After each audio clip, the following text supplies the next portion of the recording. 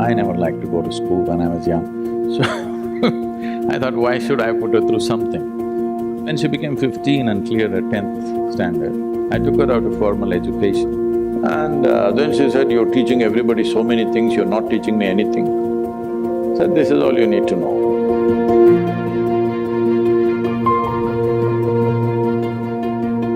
I had enough on my hands, so I never intended or thought we should have a child of our own. But my wife said at least one. I said, okay, one, only one. So that happened, and from the age of… when she was an infant, 3.5 months of age, I drove across South India with her strapped to my front seat of the car, me driving alone, just my one hand here, one hand at the steering wheel. This was the time we were building Isha Foundation, so I travelled extensively, and she was travelling with me when she was 3.5 months old infant. So first 4 years she grew up in the car with me and in many people's homes. So she met thousands of people and she learned how to become a part of any home, anywhere, whether it's the most affluent home in the world or, a tribal home where just about anywhere I stayed, I made sure that she was exposed to everything. I didn't want her to develop prejudices or privileges of, choices of where to be and where not to be.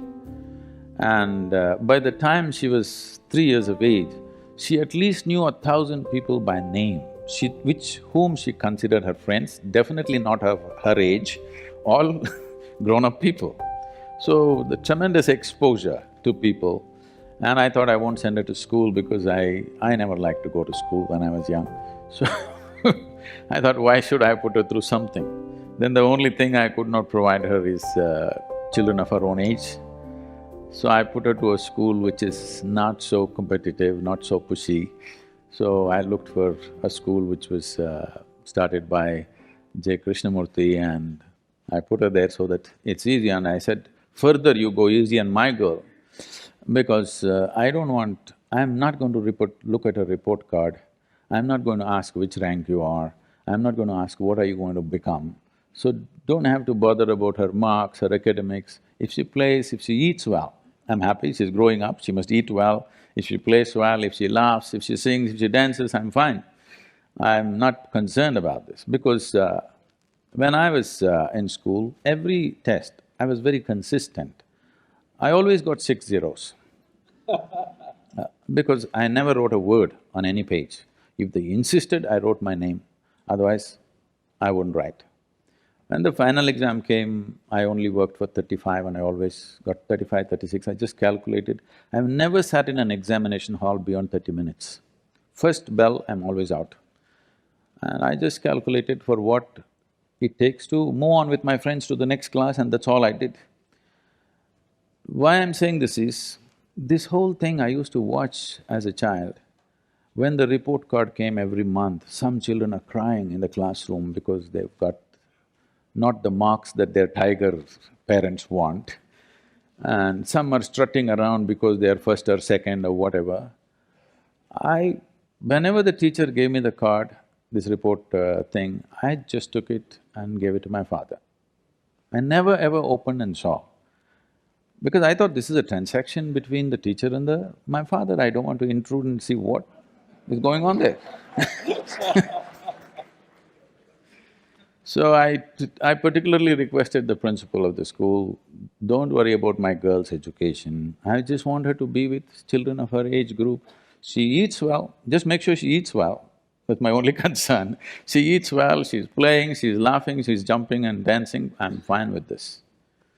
So when she became 15 and cleared her 10th standard, I took her out of formal education, and because it was her mother's dream and the girl also was very interested, I put her into dancing and she went into Bharatanatyam, and now she's one of the upcoming artists in the country. So I never treated her as a child, first thing. From the age of 2, from the time she started speaking, I always treated her as an equal, as an adult. I put whatever we're building a foundation, it's run by volunteers. Volunteers means we're doing variety of work. we're running businesses, we're running major projects and activity across the globe. None of them, except a few who teach, none of them are trained for their job, okay? Because I can't wait and pick somebody from IIT or IIM or something. Those who get rejected by all of you, probably they come to me. Whoever comes, I take them and put them into this job, that job, all kinds of jobs. So what can be done with one word? I have to speak 100 words to make them understand, for them to stay on the job, to remain committed, to keep it going. And because they're volunteers, you can't fire them. You can't fire them for inefficiency or this or that. So whatever problems in the organization, in the management, in individual people's problems, adult problems, all kinds, I always, once in a way, I gave her one of the problem and said, what is it? She used to come out with incredible, her own childlike solutions, sometimes perfect solutions, sometimes something wacky. Around 12, 13 years of age, she came home one day and she was disturbed about something that she saw, something that happened at school. And then she said, you're teaching everybody so many things, you're not teaching me anything. I said, see, I am not known to teach anything unsolicited. Here you have come, now sit down. Said, this is all you need to know, you never look up to anybody. Eyebrows rising, that what about you? I said, especially me, because the value of who I am is only if you see me the way I am. If you look up to me, you will nail me to the wall and maybe smoke me, light an incense or put a mala around me and forget about me. This is not going to change your life in any way. You must just see me the way I am. You must see me just for what I am, then I'm of immense value to you. But if you look up to me, you will miss it. So never look up to anybody, never look down on anybody. If you do this one thing, you will see everything just the way it is. Only if you see things the way they are, you can navigate effortlessly, isn't it so? This is so with life also. Only if you see everything just the way it is, you can navigate through life effortlessly. This is all the ability you need to give to your child. So I always treat it as an adult, never trying to place myself above her. This is the fundamental management I did, that she need not look up to anybody, nor look down to anybody. Just look at level, at everything the way it is. Just learning to see life just the way it is. Looking up is a lie, looking down is a lie. Looking up is coming from a certain prejudice, looking down is coming from a certain prejudice.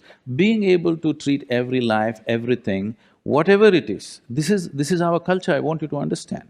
It doesn't matter if a paper, just a sheet of paper, when we were growing up, one paper, you cannot step on it. Yes? Yes or no? Many of you have grown up like this in your homes. Just a printed paper, it's nothing, maybe the news is rubbish, but you're not supposed to step on it because you educate yourself through that. If you want to step on the earth, you bow down to it. You don't look up to something or look down to something. What you do to your God, you do to everything. This, not talking about in any cultural or religious way, simply I brought it forth in her life and I think it's worked out wonderfully well for her.